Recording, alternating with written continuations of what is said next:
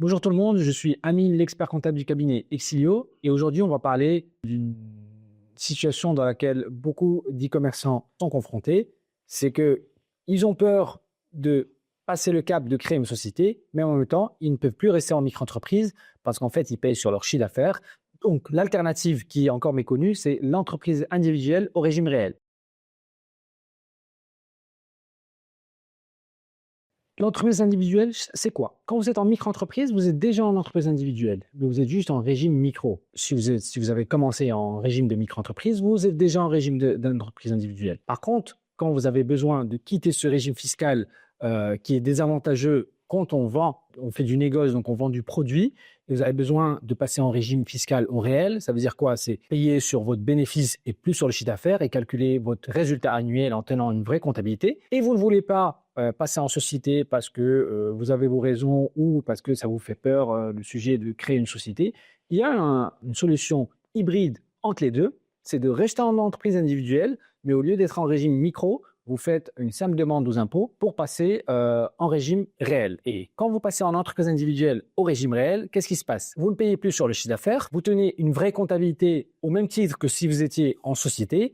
Et là, pour le coup, vous évitez l'énorme piège de la micro-entreprise quand on fait de l'e-commerce et vous ne payez plus sur le chiffre d'affaires, mais plus que sur le bénéfice. Donc déjà, comment réaliser cette démarche? Il est très simple de réaliser la démarche, vous pouvez le faire vous-même. Vous connectez sur votre compte impôt.gouv de votre entreprise individuelle micro, donc ou de votre micro-entreprise, et vous envoyez un message sur la messagerie sécurisée en demandant aux impôts à partir de telle date, par exemple le 1er janvier 2026, je souhaite passer en régime réel et vous allez recevoir un nouveau mémento fiscal avec l'option de l'impôt sur les sociétés, par exemple. Donc, le mémento fiscal, c'est quoi? C'est la fiche fiscale de toute structure qui dit que votre régime TVA est tant, votre régime d'imposition est ça, etc., etc. Donc là, avec ce mémento fiscal, vous allez voir dans l'obligation fiscale d'imposition, impôt sur les sociétés. Donc, par la suite, quand vous allez créer, vous allez transformer votre EI micro en EI au réel, qu'est-ce qui se passe concrètement? Il faudra nommer un expert comptable pour faire votre tenue de comptabilité. Parce que si vous souhaitez ne plus payer d'imposition sur votre chiffre d'affaires,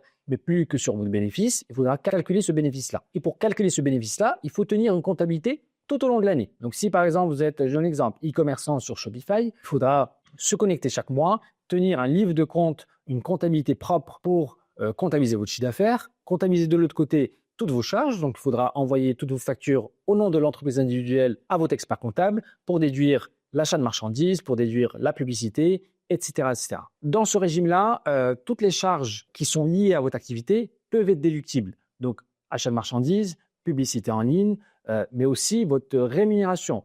Donc, si vous êtes en EI à l'IS et que vous vous rémunérez sur cette EI à l'IS, la rémunération est aussi déductible de votre comptabilité. Aussi, si vous faites appel à des prestataires, des freelances, pareil, leurs factures que vous leur payez sont déductibles de votre comptabilité.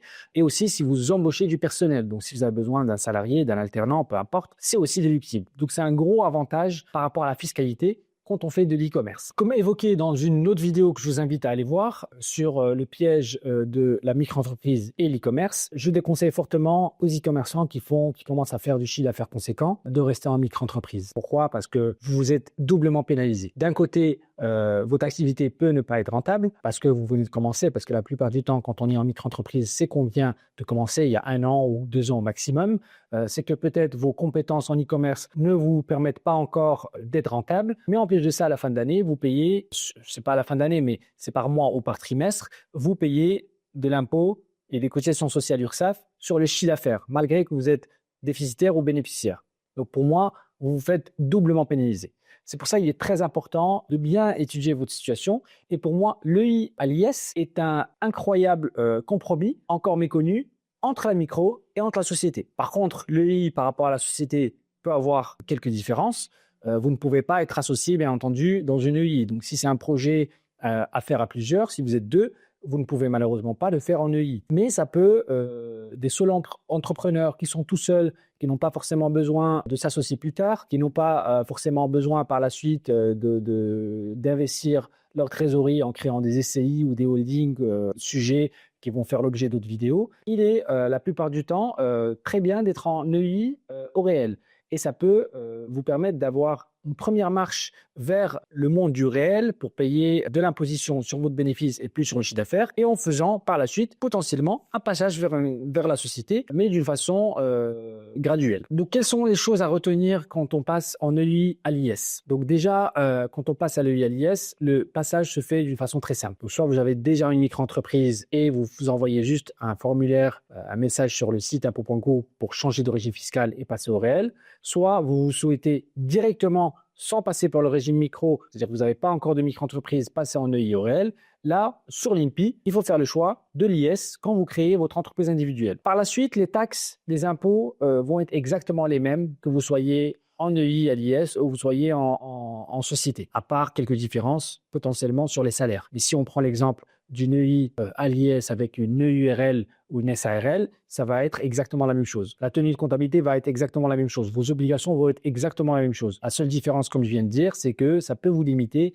dans les associations ou pour créer une holding ou une SCI si vous avez des projets d'investissement. Par contre, si par la suite, un point qui reste aussi en EURL, si vous souhaitez vendre votre site internet, votre fonds de commerce électronique, il est tout à fait possible de le faire même en étant en EI au réel. Par contre, si vous avez besoin de prendre des emprunts, par exemple pour acheter du stock, ça peut être un peu compliqué en EI au réel, mais tout ça, ça s'étudie et ça s'étudie avec votre avocat fiscaliste, avec votre expert comptable. Donc, si vous avez besoin d'en savoir plus sur l'EI au réel à l'IS, il y a énormément d'articles de blog sur nos sites qui parlent de ce statut juridique-là, mais aussi vous pouvez nous contacter en envoyant un formulaire de contact sur le site si vous avez besoin d'une consultation personnalisée pour parler en détail de votre situation et vous conseiller sur le choix de votre structure juridique. Est-ce qu'il faut rester en micro, en entreprise individuelle, en régime micro? Est-ce qu'il faut basculer en EI à l'IS? Et si vous êtes déjà en EI à l'IS, pour savoir est-ce qu'il est le moment de passer en société